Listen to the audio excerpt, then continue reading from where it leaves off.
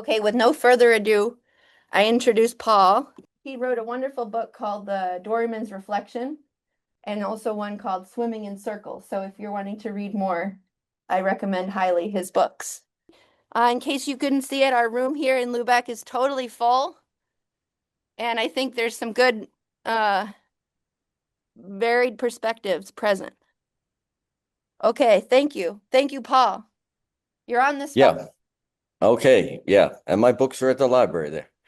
So, so my name's Paul Molyneaux. I live in Trescott. I'm out of the country right now, but I live in Trescott, and I paid for my land in Trescott with picking periwinkles, raking blueberries, and diving for sea urchins. And I've been It was on. doing that work in Downeast, Maine since 1986. And I helped Frank Ryer put the first, I was working for Passamaquoddy Towing, helped Frank Ryer put the first pen in Johnson's Bay there, and we thought it was great. Frank thought it was great. We thought we were going to have a new income stream, and you know, I was before I moved down east. I worked on the draggers out of Rockland, and I was a twine man. I thought, oh, this would be great. All these nets, they're going to need me. But then I went out, started talking to them about doing network, and they're like, no, we buy these all pre-made from Canada. So it right off the bat, I made some money in the salmon business, trucking it for Bobby Peacock down to Boston and whatnot, but.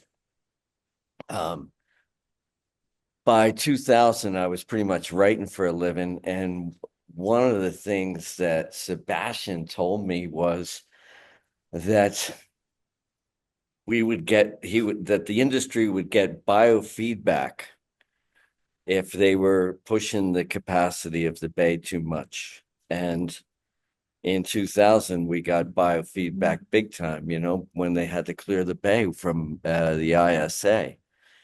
And a lot of people remember that well, I guess us older folks, they cleared 2 million fish out of the bay, right?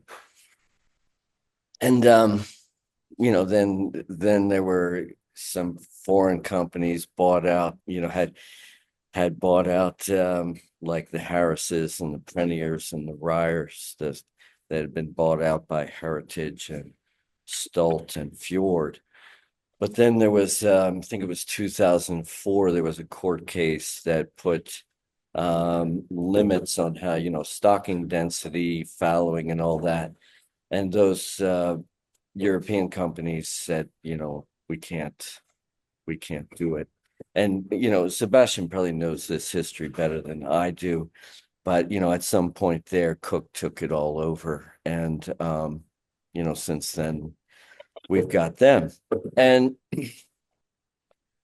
the thing is, we're when I moved to Washington County, you could live off the land, there were still huge codfish coming out of the bay. There was a whole mosquito fleet out of Eastport that would, run over to Head Harbor, and those guys would get upwards of 400 pounds of cod a day, and make money on that. And God, man, if we had those cod right now, the quality of those fish that I was shipping, I was running Passamaquoddy Seafood and Filet. The quality of that fish was unbelievable. We'd be getting, top dollar for that.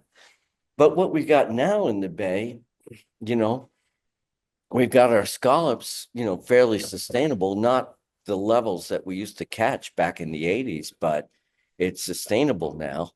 And we got lobstering, which is, relatively sustainable if you don't think too much about the bait, which we used to catch in weirs, right?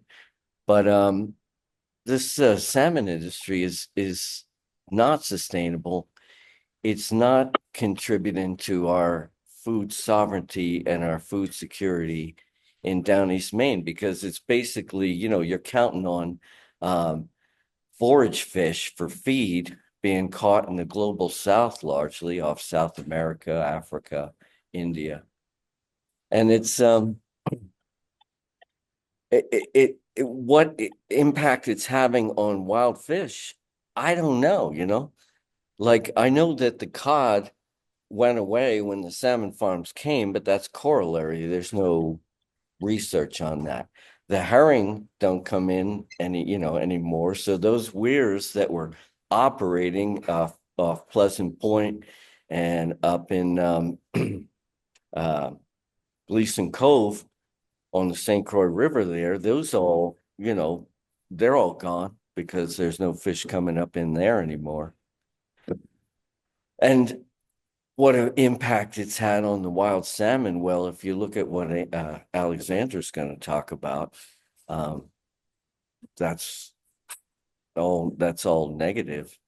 That's all detrimental to the wild salmon health. So, now we're host to this industry, and what are we getting out of it? Besides the pollution, in the bay, and what other impacts it's having that we don't even know. So I think that's something that I've been looking at, and this is a chronic thing. Resource extractive industries come into communities, promise investment, promise jobs, I have a question, wreak havoc on. Okay, just hold on, and wreak havoc on the environment, and then leave with the money they've made. Anyway, And I think that's dialogue. That's the question. there's a lady who'd like to have dialogue. Are you ready for that? yeah. He's ready. Thank you. So you asked a question, what do we have from the pens besides animals, lice, salmon? But the consequences, I think, are that people here have some answers to that. If we didn't have that pollution, if we didn't have all the jobs. That's an intro to guys. Is that a statement or a question? I'm not sure. Blaming the codfish thing on salmon farming doesn't make any sense. I mean, the fishing technology caught up with the fish with drown draggers and monofiber nets and stuff, and they overfished everything. There's nothing. Yeah. Doesn't even make any sense. Yeah, there's no studies on it, right? There's like just a few. And they show that our cod that we were catching in the Cobscook Bay mostly over winter in deeper waters in the western Bay of Fundy. And about 30, this is just, 3 studies starting back in 1956, that about 30% of them go over to the Scotia Shelf where they would be targeted by draggers. So I don't know, and yeah, I think that's a stretch, but there's nobody's looking at it. And when you do look at things, you find surprising things. So, the folks over at Huntsman over in New St. Andrews, the tagging studies they did showed that our cod didn't actually go that far from Cobscook Bay. Like 60% of them stayed in the western Bay of Fundy in the deeper water there. They were, site fidelity, they called it. What would that do? Make the connection. Yeah. Yeah. So I don't know. The thing is, like the research being done is mostly being done on what happens inside the pens, how we get the fish to grow better and the feed, da da da da da. What happens outside the pens is largely ignored. If it's largely ignored, how did you make the inference that the fish farms are responsible for their demise? Because you did. Yeah. Yeah, I said it's not been looked at. I said it's corollary, which means they happened at the same time. That doesn't necessarily mean that one affected the other. So if I say that it's corollary, it means these things happened at the same time. Nobody knows why. It's like saying. It's that which is really a far cry from inferring that the farms did the salmon, I think did in the cod. we have very good drama in the room. Maybe this is the time to bring on the scientist, and then we have you interrogate her a little bit after she speaks. Yeah, yeah. But I mean, like, causative and corollary are two different things. So like, you know, yeah, All the sardine factories closing down. yeah, Back in the water. yeah. And the alewives being shut off. There's a lot of things that, you know, affected the cod, and they could be cumulative, you know, many things all at the same time, not just one bullet.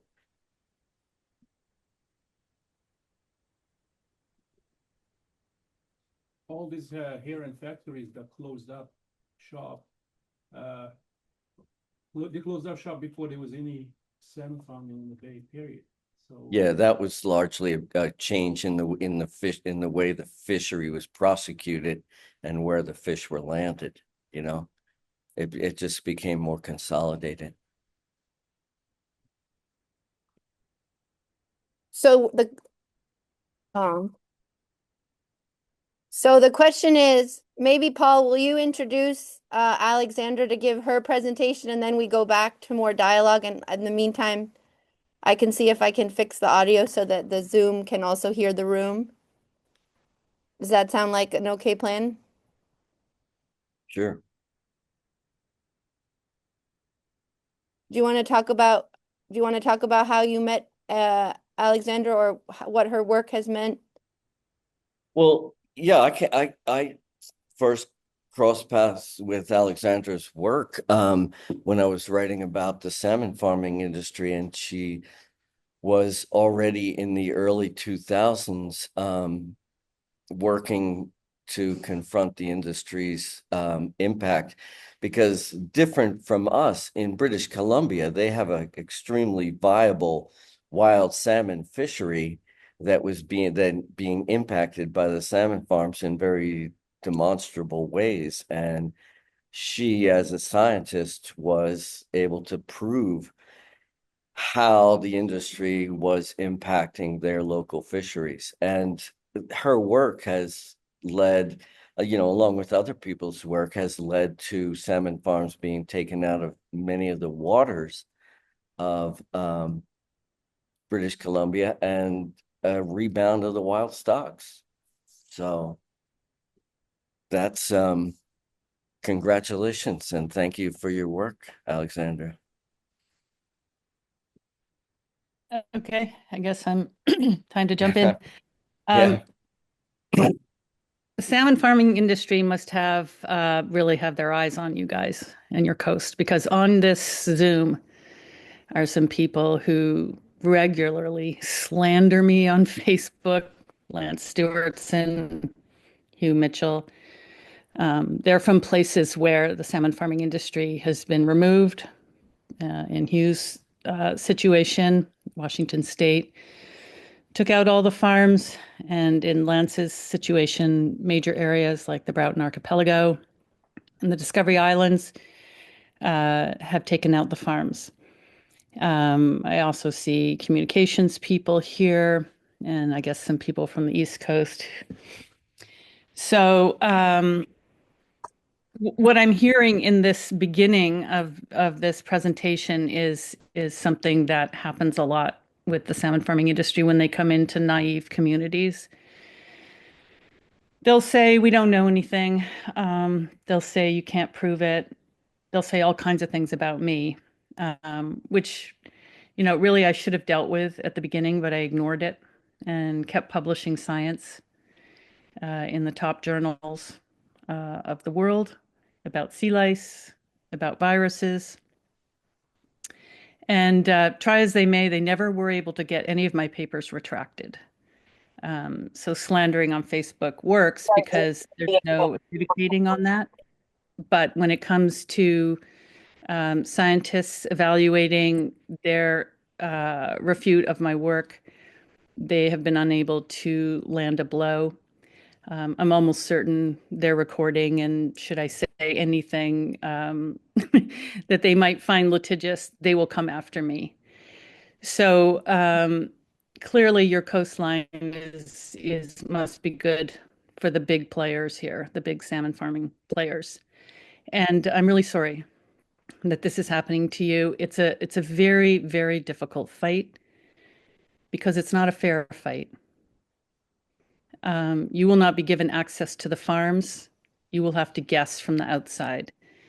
And so this has been ongoing here for decades. When I first saw the first salmon farm come into my community, like Paul, I thought, oh, good idea. I was living in Echo Bay. We don't have a ferry. We don't have electricity. It's, I see Maria Smithson is saying the courts have rejected Alexandra Morton's science as not peer-reviewed and not legitimate. Well, Maria, that is just wrong. And you can go to alexandermorton.ca and you can take the science link and you can see the papers. I've even published in the Journal of Science. So that's just the kind of thing that gets used. It's misinformation. And I've tried to explain it again and again. That I have published science, I've gone through peer review. And to say that is just wrong. So moving on. I thought salmon farming was a great idea. And then the commercial fishermen came to me and they said, hey, they're putting these things in all the wrong places. And I was like, well, what do you mean? And so they were putting them where the prawn fisheries, the rock cod fisheries, and the salmon fisheries were the best. Because I guess their fish needed the same thing as the wild fish. They needed the upwellings. They needed the types of currents. They needed the type of temperature. And then the province of BC came to us and they said, okay, we see there's a problem here. Where don't you want farms? And so my community traveled by fish boat. It was actually a dark and stormy night. We went to the town of Alert Bay and there were maps laid out and people said, don't put them here, here, and here. The fishermen were very, very hesitant to do this because they didn't want to give up their best fishing places. And it was called the Coastal Resource, I think it was a Coastal Resource Impact Study. In any case, they painted my area, the Broughton Archipelago, in 3 colors, red, yellow, and green. Red was no finfish applications will be accepted. Yellow was go with caution. Green was go for it. And in less than a year, there was more farms in the red zone. And so this is where I started the first, the places they said they wouldn't put fish farms. There was more farms there than in the yellow or the green. And so I began writing to bureaucrats and politicians. I was like, wait a minute, how is this possible?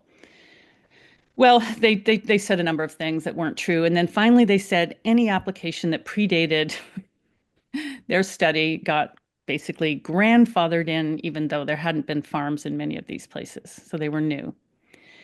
And that that was the beginning of the education that I went through on the fact that this industry is very close with government. In fact, they are in government. They slide back and forth all the time. We've had people who have worked for the province of BC on where farms can go, approving the sites. And then, next thing you know, that guy works for a major salmon farming company and he is in charge of applying to government for those sites.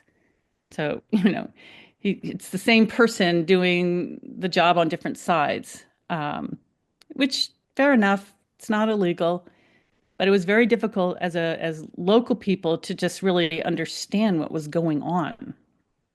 When I first found the first few fish, the juvenile salmon, that were so heavily encrusted with sea lice that they could barely swim, I contacted DFO. They acted concerned. They asked me to collect some fish for them. I went out and did that. And then I had a police or a DFO officer show up at my door with pistols saying that I was going to be charged with poaching because I didn't have a license to catch those juvenile salmon when DFO had asked me. In the end, they decided not to press charges. My environmental colleagues were hoping I would get charged because they thought this would be something that the people of British Columbia should see, but they decided not to do this. To this day, so that was 2001. To this day, people on here, on this Zoom, will tell you that salmon farms are not impacting wild salmon with sea lice. They do sea lice counts in the exact same area, but they do them differently. And when when all this started to happen, I realized very quickly that there needed to be more scientists that were doing this research. And so I opened my home to graduate students or any scientists that wanted to come and study sea lice. I talked to Norwegian scientists. I talked to Scottish scientists. And, they helped me figure out, how do you ID the different stages of lice, the sexes of lice, the species of lice? How do you do this work? And then other scientists began coming to my home out in Echo Bay, and we built the Salmon Coast Field Station. And so now researchers in University of Toronto, UC Davis, UVic, Simon Fraser University, University of Alberta, all came and began publishing. So even if, as Maria wants to allude, that I have never published, which is not true, I'm the least of the industry's problems now, because all of these other scientists who are with large institutions are publishing, and of course, finding the same result as I am, as researchers in Norway, as researchers in Scotland and other places have discovered. So the only regret I have in all of this work is that I did not realize the game. And that's what it is. The bureaucrats would make you feel heard. They'd wring their hands, they'd furrow their brows, they'd say, okay, great, let's write it all down.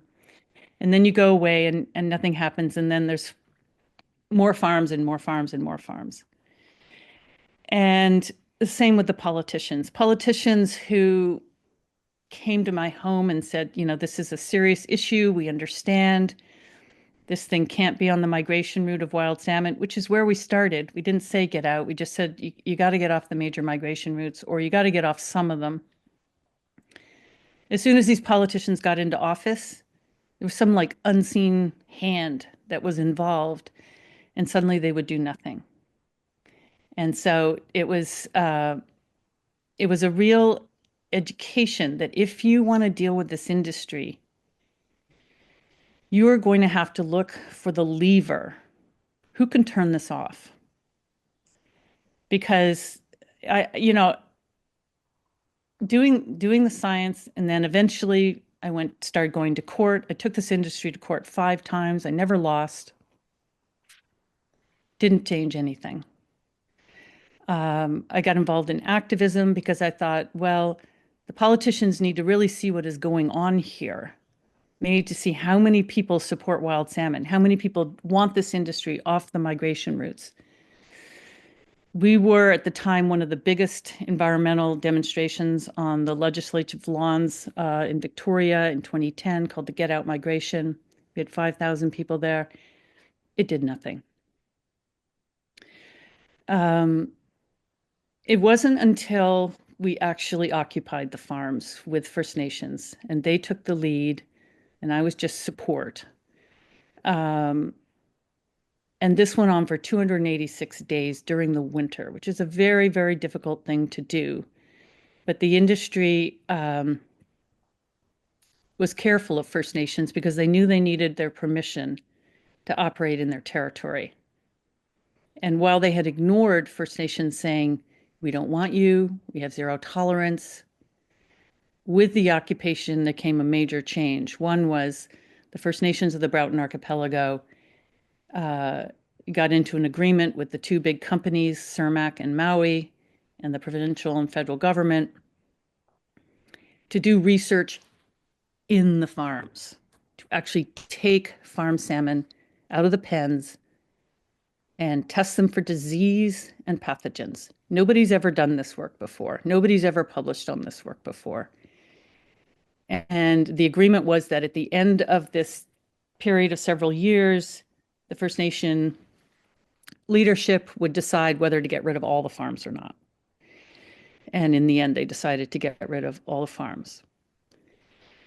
But I just want to bring to your attention that recently the Pacific Salmon Foundation posted something on their website that should be of major concern to the salmon farming industry.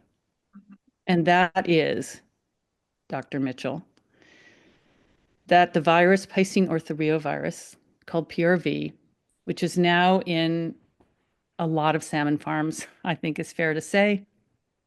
I've been to court 3 times on this virus. The Numgees First Nation has been to court once on this virus.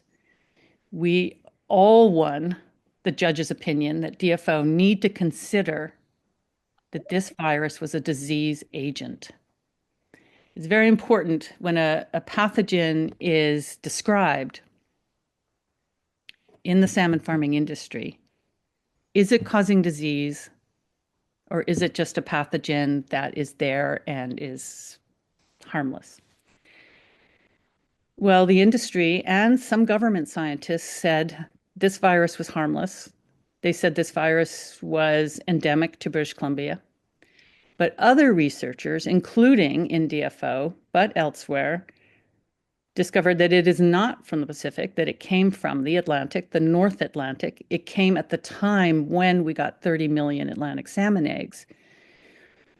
And that when it infects Pacific salmon, specifically Chinook salmon, it replicates in their red blood cells until the blood cells burst en masse, causing liver damage. The fish turn yellow. And this was research done in a salmon farm, a Chinook salmon farm, because they couldn't figure out why their fish were turning yellow and dying. And so a DFO researcher was tasked to figure it out, and she figured out that it was Piscine orthoreovirus. In court, Maui, at the time they were called Marine Harvest, actually wrote to the judge and said that their hatcheries were infected with this virus and that they would be severely impacted if they were prohibited from transferring PRV-infected farm salmon into ocean pens on the Pacific coast here. And the judge decided that the evidence was big enough that DFO needed to reconsider. Now, we have a law in Canada, it's called Section 56 of the Fisheries General Regulations, that says you're prohibited from transferring a fish that is carrying a disease agent. So this is why it was so important for industry to try to convince people that PRV was not a disease agent.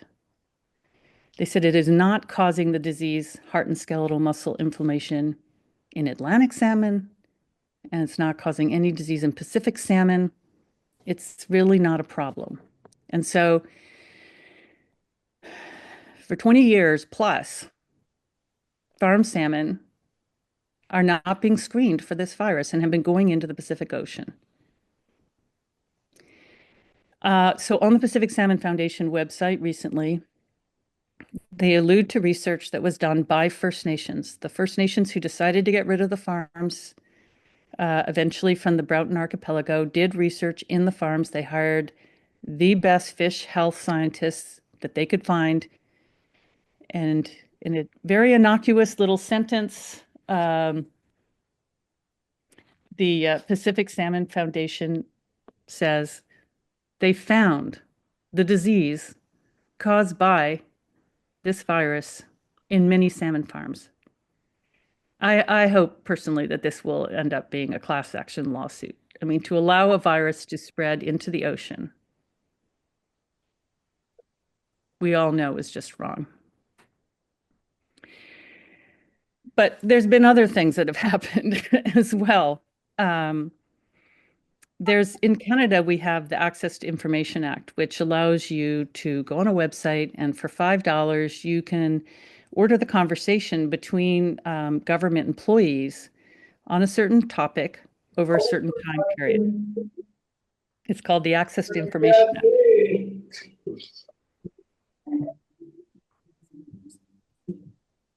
Do we have somebody who wants to talk?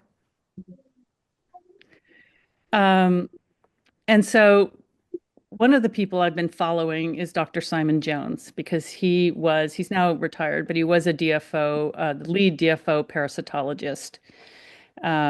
When I was doing research on the impact of sea lice on juvenile pink salmon, he was also doing it. I found impact, he didn't. And there's been this big debate forever in British Columbia. The Norwegian scientists can't believe this, but there's still a debate whether sea lice from salmon farms are impacting wild salmon. And in the course of my following Dr. Jones's career, I found this situation where a junior scientist in his lab was tasked to figure out whether, when you got more lice on the farms, did you get more lice on the juvenile wild salmon? And this man said yes. And he wrote a draft paper. I received it in my package through the Access to Information Act. But then further down in the Access to Information document, there is a letter from Simon Jones to him, and he actually crossed out the sentence that said there was a direct correlation. And he replaced it saying that the sea lice on the farm salmon, or the sea lice on the wild salmon, could not be explained by infection from salmon farms. He reversed the meaning, and because he did it in a Word document, his initials were on this edit. And 7 scientists who, stepped back from me because there's just so much attack on me. They went independently and they wrote to government, and they included this document, this email from Dr. Simon Jones showing that he had reversed the findings of his lab, and nothing happened. He eventually retired not too long after that. And I don't know whether he just decided it was enough was enough, but nothing we did publishing, showing the spread of viruses. You can see in the chat, I can't read it all, but I noticed that there's still a debate going on over there. Nothing we said about or published about where these viruses were from, or the fact that sea lice have this impact everywhere. Yes, sea lice are totally neutral creature, but you put them in a feedlot environment and now they can reproduce more rapidly than they can out in the ocean. It's not really a very difficult concept. And yet the debate has gone on and stalled. But what happened here, now I don't know why, but the Minister of Fisheries, Bernadette Jordan, decided to close all the salmon farms in the Discovery Islands. And this was an unprecedented move. We had what was called the Cohen Commission, because the biggest wild salmon stock really in the world, the Fraser River sockeye, had been declining for 18 years, and nobody could really figure out why. I mean, some scientists did, but they were not allowed to talk about it. And it was a big enough event that British Columbia spent tens of millions of dollars to try to figure this out. And one of the things Justice Bruce Cohen said was that if the Minister of Fisheries wasn't absolutely certain that salmon farms were not impacting the Fraser River sockeye, that the farms in the Discovery Islands should be closed. And that is exactly what Bernadette Jordan did. She eventually left government, or not eventually, very quickly afterwards left government, and I don't know where she is now. But she did not survive this with her career in government. But she did close those farms. And so that gave us the opportunity with the Discovery Islands closed, which is a little bit to the south, and then the Broughton Archipelago, those farms closed a little bit to the north. We got the first opportunity of anywheres in the world to see what happens when salmon farms closed. Now, this is a really volatile subject. You think the industry is upset about sea lice or the discovery that PRV is from the North Atlantic and is causing disease in Pacific salmon. You think they're upset about that. They are really upset about the numbers that are coming in on wild salmon since the salmon farming industry has been closed. So we saw the impact immediately in the Broughton Archipelago, where we have pink salmon. Pink salmon are lovely to study because they go out to sea one year and they're back the next summer. So they're very quick and they're very they don't change that. They're not a lot of variability there. So you know that juvenile salmon that went out in one year, those are the exact fish that are coming back the next summer.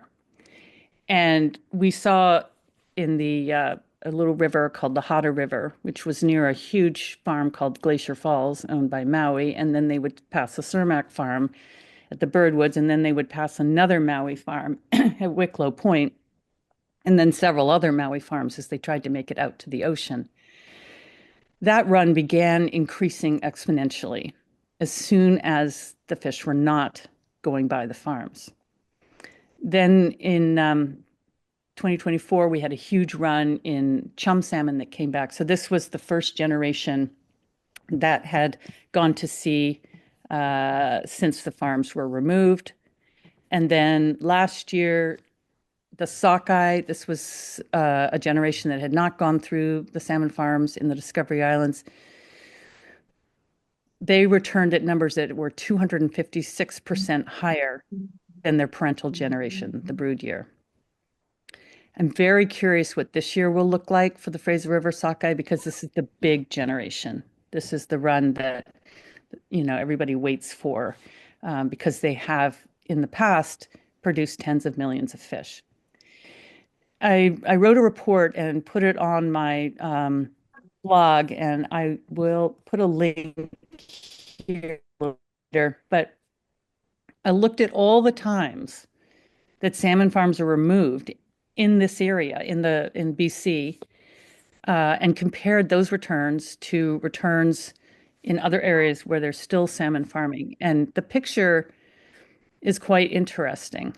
When I first found the sea lice problem, before everybody got in their trenches, before Lance Stewartson got on point, or anybody, there was a meeting held because in 2001, there were so many juvenile pink salmon covered in lice.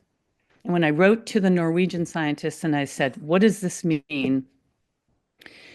They said, well, you can estimate that if a salmon has more than one louse per gram of its body weight, that fish is not going to survive. And so when I did the calculation, 98% of the fish looked like they were not going to survive. They said to me, Alex, don't try to predict wild salmon returns. You know, you're never going to get it right. It's very difficult. It's very complicated. But in any case, what happened was 99% of those fish to the Broughton Archipelago did not return. Even though on the rest of the coast, the pink salmon run was fine. And so this caused a meeting, and I drove 2 hours to get to that meeting. I was all ready for a fight. And there was a DFO scientist, Dr. Brian Riddell, who said, I think we should close the salmon farms in the Broughton for a year and see what happens. I was stunned because this was over 10 years into the fight. I'd never heard anybody at DFO ever say anything like that.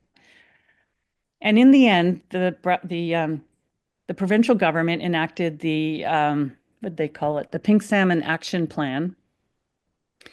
And the industry refused to close all their farms, but they could either close them or they could have new smolts from the hatchery, which don't have any sea lice. And so I studied the generation of fish that went to sea that year. And so did DFO with Dr. Dick Beamish. And we both found there was extraordinary high returns. And I found that when the salmon farms were removed, the sea lice levels dropped. And when the salmon farms were put back, the sea lice levels rebounded. In Dr. Dick Beamish's paper, which is called something like Exceptional Survival of Pink Salmon in the Broughton Archipelago, he wondered how these numbers could even be right. The fish survived at levels that nobody has ever recorded before. It seemed impossible that pink salmon were surviving this well as soon as the farms were removed. Everybody on the science side of this wanted to do this study a second year, but the province just said no. And province was running the show then. They were the fish farm managers, which turned out to be illegal. But anyway, they were. And so the experiment was shut down, but that was the first data point on what happens when you remove specific farms that are near wild salmon rivers. And then with the closures in the Discovery Islands and the closures in the Broughton Archipelago, this work is going on and on. And people are very nervous of talking about this because the data is all new. You have to wait, in the terms of sockeye, you have to wait 4 years before you get a return. So it'll be like 12 years before we have enough data to show that there is an impact here, there is a relationship. But I think there has to be a way to talk about this in less than 12 years and just say, look, this really needs to be looked at. Now, colleagues of mine have gone beyond sea lice and they're studying the pathogen flow out of salmon farms. And it's a fascinating way they do this. It's called eDNA or environmental DNA. And so they just take water samples and they can tell what pathogens are there, what the load level is. They also can tell what species are there because they're operating on DNA. And so they're publishing on this. Basically, what happens is there's this stream of pathogens coming out of salmon farms, whether it is juvenile lice or PRV or tenacibaculum, which is a bacteria that this industry is fighting with antibiotics as hard as they can, but unsuccessfully. These pathogens build up in the salmon farms like they do in every single feedlot type environment. Feedlots change the rules for pathogens. In a wild situation, a virus or bacteria doesn't really want to outright kill its host. It wants to live lightly on the land and have a long opportunity to spread and replicate. And so wow, there's a lot going on in the side thing here. They want to replicate slow enough, which is called virulence. They want to replicate slow enough that they don't kill their host so that they can spread. But in a feedlot situation where everybody's going to die in a set period of time, no matter how healthy they are, the rules change. And the pathogens become more virulent because it's better for them to just replicate hard as fast as they can because they're only going to get this short window of time. There's no long-term game here. So this is not surprising. This is what agriculture deals with in cows and sheep and chickens. That you need to contain these things. You can't have wild animals wandering through, passing pathogens into the feedlot environment, then allowing the feedlot environment to incubate them and elevate them and change them, cause them to mutate and release them. And this is the fundamental problem with salmon farms. They can't fix this because they depend on the ocean currents to remove all their waste. They're producing tons per day per farm. Right. And so, they'll say here that they've improved, but I really don't understand what they're talking about. We still have the sea lice problem. All the companies here, we only have 2 left. They're both Norwegian based. Or no, we have 3, but they're all foreign. One of them is quite small. But they don't report their sea lice numbers publicly anymore. They did for quite a while. They would post them on their website, but now they've all stopped doing that. If they were proud of their sea lice situation about the control, they would be still posting that information, I believe. And yet they want us to believe everything's fine. Lice aren't coming from them. So when I got started in all of this, I was so naive. I thought government worked for people. I didn't understand. And, really the industry, I can't really blame them. They're in the business of making money any way a government is going to let them do it. It's my government that betrayed the people here. And so I started writing letters. I wrote over 10,000 pages of letters, and that did nothing. there just was more and more farms. I started going to meetings. Government started to like, okay, come on, Ms. Morton, you can join us in this. You can talk to us here. Yeah, no, that didn't do anything. Um, then I began publishing on the impact of sea lice, the impact on killer whales, uh, the spread of viruses. Oh my gosh, I started publishing about the ISA virus. That was astonishing. Canadian Food Inspection Agency, when I first reported, well, first of all, I got samples of fish and I sent it to the lab that was the reference lab for the ISA virus in North America, in the Americas. The industry used this lab all the time. They used it to track their ISA virus in Chile. So I began sending samples to this lab, and we found pieces of the genetic sequence of the ISA virus. The Canadian Food Inspection Agency confiscated the samples. There was a reopening of the Cohen Commission about this because this is an internationally reportable virus because it is in the influenza family. Countries are allowed to respond by not allowing product to come into their country if it's infected with this virus. Canadian Food Inspection Agency testified it would be the end of trade of farm salmon if this virus was actually acknowledged. We published in the Journal of Virology on the genetic sequence that was found in these fish.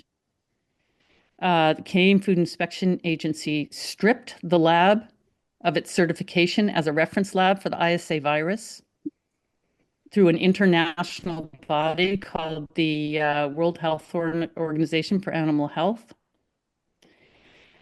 They said that they had taken these samples and that the results were irreproducible. They could not find the genetic sequence. And yet labs in Norway from my samples did find the sequence. DFO labs found the sequence. And I kept writing to the Canadian Food and Infection Agency, and I said, I want to see your tests. I want to see the results that did not find this virus. And finally, I was put in touch with a man named Gary Kruger, who was the head of the CFIA for the West Coast. He was in Alberta. Somebody didn't give him the memo because he said, oh, we never retested your samples. We don't test samples from the public. We put them in alcohol, which made it impossible to test them. And yet, and we, published in the Journal of Virology, and yet nobody was curious what this was. If it wasn't the ISA virus, what was it? Why did it have pieces of code? They blamed the lab, for contamination. But was that true of all the labs in Bergen? The DFO lab, did everybody have the same contamination problem? Yeah, I don't know, because eventually after we published it, I just dropped it. But what was interesting is we were getting these samples. I was getting these samples from the supermarket because that was the only access I had to farm salmon and sushi restaurants. And we began finding the virus less and less and less. So something happened there. I don't know whether the industry just cleaned up. But in any case, I could see that research was not going to get me through this, was not going to get the industry to acknowledge that it has a disease problem. So then, began to do media as much as possible, got some, huge articles published. It really did nothing. The activism did nothing. But when First Nations stepped up and they occupied the farms, what happened there was that the leadership of those nations said, okay, we got to deal with this. They were concerned because the wild salmon in their area were going down to nothing. Commercial fisheries were not happening anymore. This was a major loss of food for these communities. This is not just a pretty fish, it's not a sporting event. It's actually a food event. Nations were buying salmon from Alaska and elsewhere at huge prices. And so they are the ones that took control. And the industry was very smart. First Nations, which they had just largely, not everywhere, just so you guys can simmer down a little bit here. largely ignored nations that said they didn't want the industry.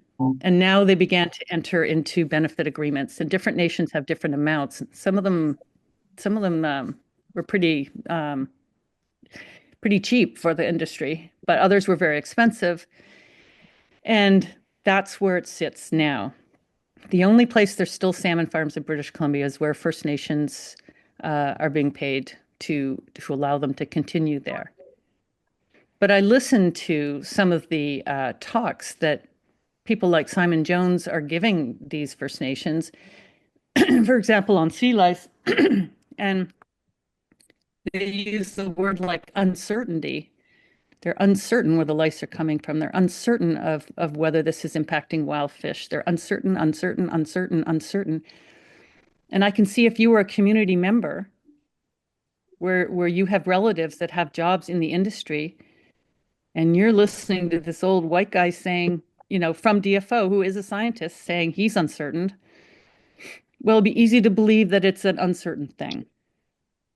But you talk to researchers from U of Toronto, Pacific Salmon Foundation, UC Davis, University of British Columbia. They're like, oh my gosh, it's so clear. It's so clear. So it's not a fair fight. All the industry has to do is just plant uncertainty. They can slander you on Facebook. It's easy for them to do that. And they will. They will try to humiliate you. They will try to figure out your supply lines, where you're getting funding. They will make stuff up. People make up stuff about me all the time. If you go to my Facebook right now, take a look at the industry. Take a look at their language towards me. They're accusing me of pouring oil down a drain in a gas station. It's just like, oh my gosh. Okay, well, I don't really know what to say to that. They will say, you're not a scientist. It's true, I don't have a PhD, but I'm published. I did receive a doctorate of science from a university for the sea lice work. But you have to be strategic. So there's and look about at who. Yeah. Look at who's in charge. And I wish you luck, but this is not going to be easy for you. Well, I think that we have their attention, and even if Janet Mills rule, allowed for these leases not to require a public hearing, we kind of have a public hearing now. So I think that's a valuable role that the library can play, is to be a place for public discourse on this subject. It's the And I'm interested in. Right, so I just wanted to ask permission because she's not here to defend herself from the audio. I just want to ask a question. The question would be, you said an awful lot of things kind of disparaging the industry and the people sponsoring it, and I get that. But what can you tell us in Washington County who are afraid of losing, I don't know how many jobs, 200 jobs, 300 jobs, whatever it is. What can you tell us, besides what happened in California with different species? Because as you said at the beginning of your conversation, we don't have a Pacific salmon industry. We have what we have. What have you said specific to the Bay of Fundy or Cobscook Bay or whatever that will change our minds or bring us over to your side? Because I haven't heard it yet today. Well, the other kind of adjunct to that was when we said, what do you want to have your talk be called? You said community-driven ecosystem management. So maybe that's a little bit also his question is, what does the community, how should the community be moving forward in this process?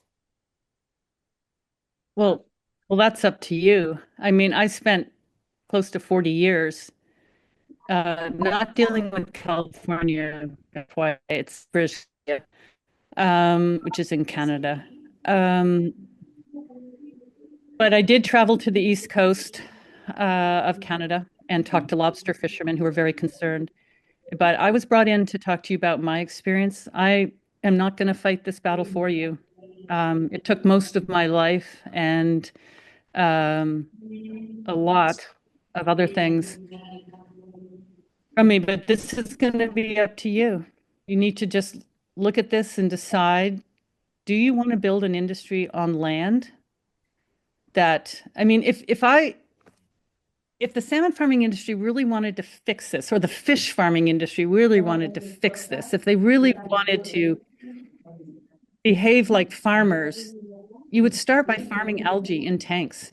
And then you would grow a fish that ate that algae. And then you would use the waste of the fish to grow something else. And you would create a closed loop situation where you are free to grow. You would have a product that you could proudly present as being an additional food to the world. But to say that salmon farming is feeding the world when you're fishing hard to feed those fish, I mean, just at the very premise of this thing, there's cracks. But you as a community are going to have to decide at this point in history, it is up to us to really look at things.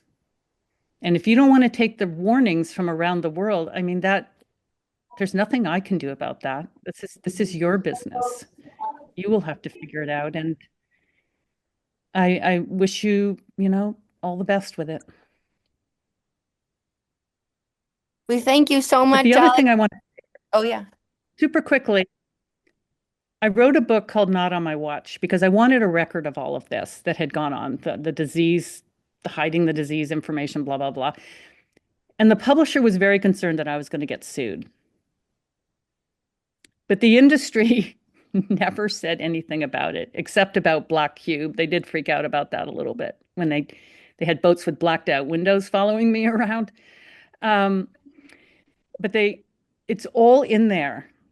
And I just feel that if this industry could shut me up, they would, with a big lawsuit. Maybe it'll come tomorrow after this, because you've got people watching, and I'm sure they're looking for anything they can, do to make me be quiet. But I'm very, very careful about what I will say about this industry. But I've got to say, I'm a grandmother now. I'm just fed up with this.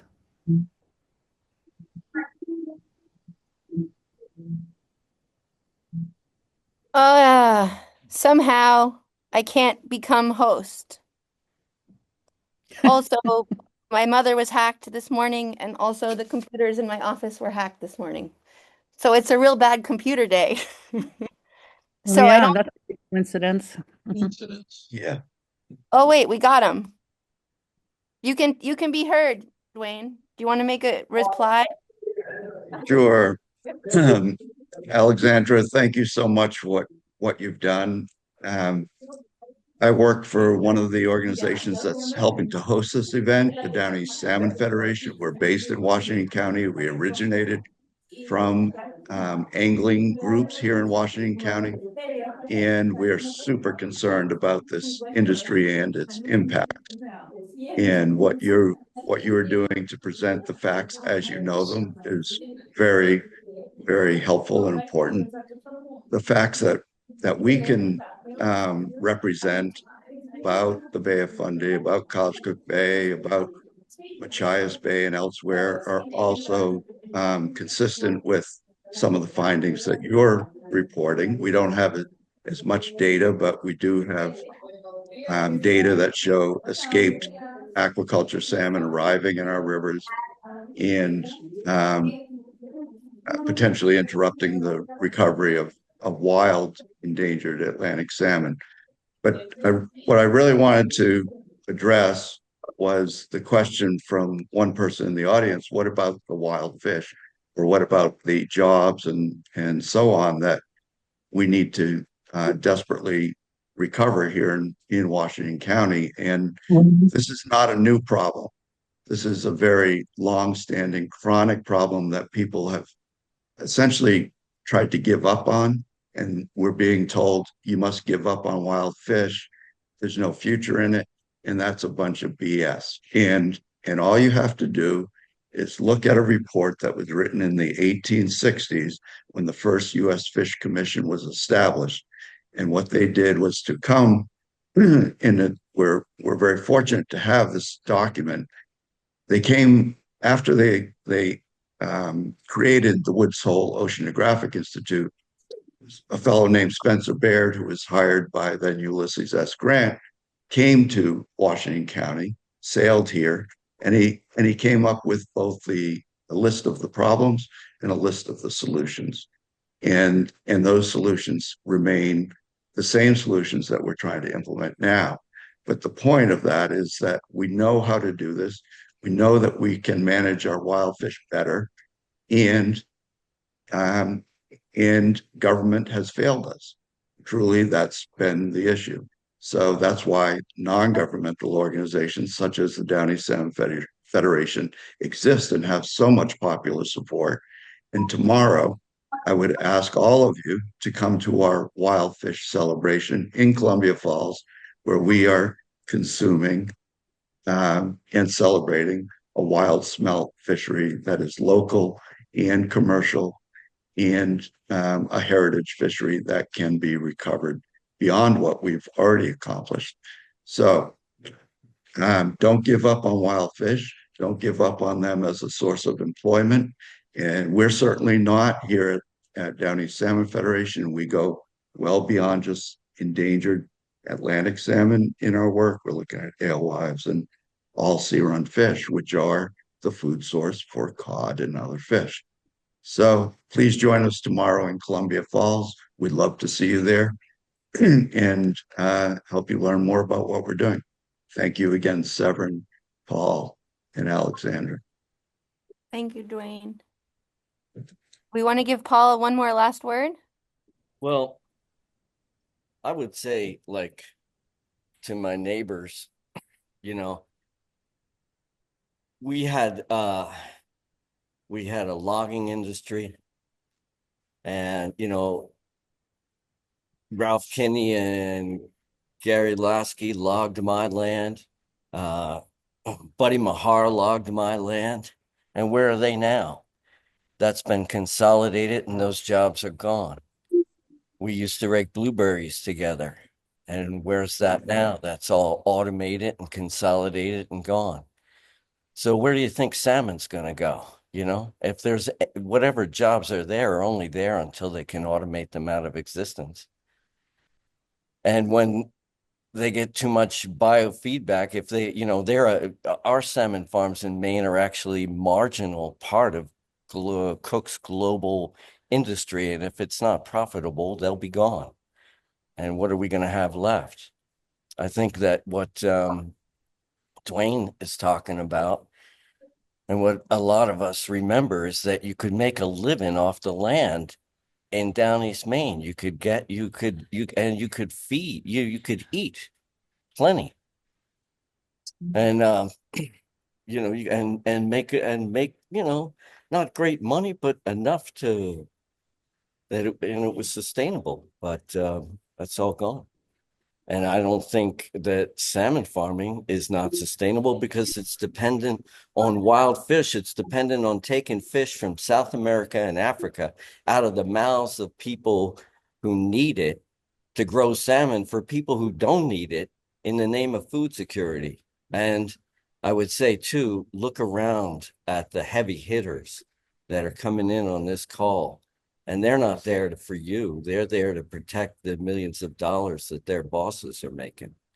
Anyway, thanks. Thank you to Paul. Thank you to Alexander. Thank you, everyone, for showing up. Whatever your perspective, coming to the conversation, for having your ears open. Appreciate very much the polite and kind ears, because it was very bad audio. So anyway, just so you know, everybody was this could have gone really badly with the level of audio that we had. So thank you both. Thank you all. And Q&A people or anything like that? do you guys have time for a Q&A session? I feel like maybe we take it into a open dialogue. I was gonna stay available to talk about DMR feedback, because that's something that I'm able to do as a grassroots person. But if you have a comment that you want to make, I feel like that would be fine. I'm not here to slander anybody. I came here to protect something that any industry that's been here for my second generation that's taking care of my family. And it seems to me the points that you're hitting on only validate your conviction. You're not hitting on any other points, positive points that go along with the salmon industry. You talked about it's just going to come and go away, and just like the logging did or anything like that. They've been here 30 years in the bay. provide a good job. As environmental concerns, those should be taken up with, the state institutions that monitor those positive impacts that these aquaculture farms. We haven't talked anything about it. Just, is there any common ground to be had? Is there any, can we work together and find some common ground, or is this just a aquaculture bash session? Well, like Frank Ryer had a great vision. He wanted to have small scale farms, and the Harrises too. They wanted to have small scale farms where we owned them, not some foreign corporation. They've tried small scale, but the problem with small scale is that they can't afford to keep going. They can't even afford to, if they go bankrupt, they can't even afford to clean up their mess, which this large companies in this room have had to go and clean up the mess of smaller companies. And I'm not promoting large scale aquaculture, but I am promoting the company. And I've seen that they are good stewards of the community, and they do beach cleanups, and they do float maintenance, and they do try and be environmentally friendly. If there's an environmental issue, that should be taken up with the regulators and the government. We're just talking about things that happened on the West Coast with this Alexandria, and that's her experience. That's great. I commend her for advocating so hard against that, but I'm advocating so hard for this because it's what I believe in. I've grown up around this since I was a very small child, and I've seen the good and the bad and the ugly. And right now is probably the highlight in aquaculture right now, as far as trying to be good stewards. There's more pollution in the Lubec Harbor right now on bottom than there is on all the salmon farms combined. I've seen it with my own eyes. There's more pollution coming out of the Pembroke River, that they have boats that are sunk on bottom that are still leaching out oil. Nobody's even talking about that type of pollution. They just want to talk about the pollution that they see. And that's sad, but I wish there was some common ground that we could work together. May I have a moment? Yeah. About here, I was raised up in Long Island Sound, off of Long Island Sound. And I did, when I was lobster fisherman, when I was a kid, I could go out and pick them, dive for lobsters down there and get 10 of them. But since then, the crab fishery and the lobster fishery, God knows about the clams, they're completely gone due to ocean warming temperatures. The lobsters all turned to paper shells. And so my point is, on the big fisheries, is the ocean warming thing. I know you don't warm the whole ocean, and the ocean might warm anyways, but contributing to that at the level that big commercial industries do bothers me. And so I'm game for the guys trying to say no to the lobster fish. I mean the big salmon pets, because like I say, the ocean warming is a thing that kills everything, and taking fish out of India, that kills stuff there. But I'm thinking about Maine was the last cold water clean place. Since I was a kid, lobsters have disappeared down there, crabs have disappeared. Since I've moved to Maine, I've been here about 30 years. I used to go out there and pluck mussels off the stones. They're all gone. Things are changing fast here. And so it does affect the East Coast and the Northeast coast. It's coming, and the fish farms aren't helping. They're just too big. And like Paul says, maybe some small ones work. They might not have the staying capacities of a large fishery, but large fisheries have their own problems, and whether and their own problems right now are outweighing their benefit. As Seven pointed out, I don't know anybody that eats salmon. What happens is people go fishing for stuff to feed rich people, and they're still eating fish sticks and peas. I mean, it's not here that you're getting a good fish. Okay. Well, I like the common ground. Both Frank Ryer and George Harris, and I know that for a fact. I worked with George Harris for years, from the beginning, since he put his fish farm. And having discussion with him about the the herring, about the cod that you talked about, the big cod you to catch and all that. But he never, he said that was past, that happened and it's gone. He started his fish farming to, he put in his own money, his own savings and his kids' savings, and all he worked for into that business. And then he operated for almost 10 years. And when he saw that everything was so expensive, the regulations from the state of Maine, all that, so he had to, to sell out, or to other companies. And so I just want to bring that point up. The other thing is Dr. Alexander, she has mentioned that these companies really, all the negative thing about these companies. I've been in this business for 38 years. There is an improvement. There's been huge improvement in these companies. Before it used to be all the small companies, you really can't control. But having one company, I think they understood what's the stakes. I mean, they operate with based on the regulation from state of Maine and federal government, all that, and there is improvement. There is a huge improvement that I've seen personally. Companies is doing, I mean, and then the sea lice that she talked about, really there is control of these sea lice. I mean, these are all facts. These exist. We've seen them. She talked about diseases. These diseases used to exist back in the early days. We don't see them anymore. Branchiolosis.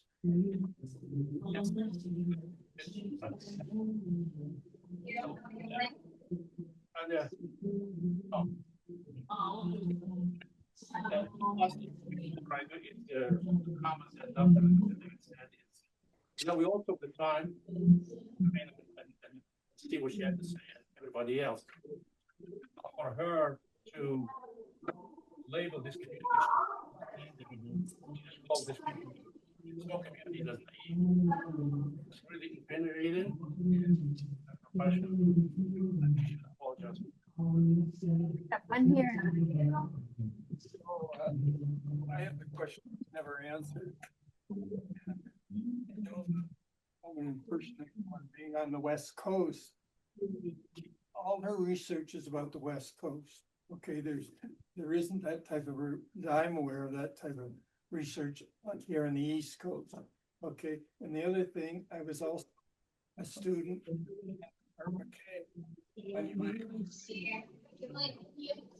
died last year.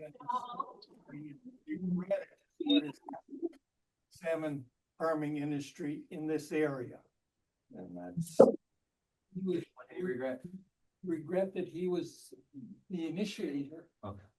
And that he felt that it has gotten out of control. That was in his last days. Anyway, that's all I have. Comment But here. the idea that she didn't talk about her relations were East West Coast, not the East Coast. I'd like to know if there's that type of data for the West Coast or East Coast, sorry. Oh, someone mentioned that, this is like a bashing fest. And, from my vantage point, we've heard a lot about beach cleanups, contributions to local organizations. But the topics in this presentation are new. Could I get a refill of 71, please? This size. Yeah, thank you. At Thank you. Let me grab that for you. Oh, yeah, just a little bit. the West Coast, but around the world, Norway, Chile, Scotland. These same problems keep emerging all over the world. So it's not just here. And I actually want to hear about the negative environmental impacts of these salmon farms. A salmon farm is like untreated sewage going into our coastal waters. And I am concerned about that. Well, I like the question about the common ground, and I don't want to go on too long because this is the morning of a Friday. But I feel like from my perspective, my motivation to be taking a risk and facilitating this conversation, the view of what the common ground is our shared waters.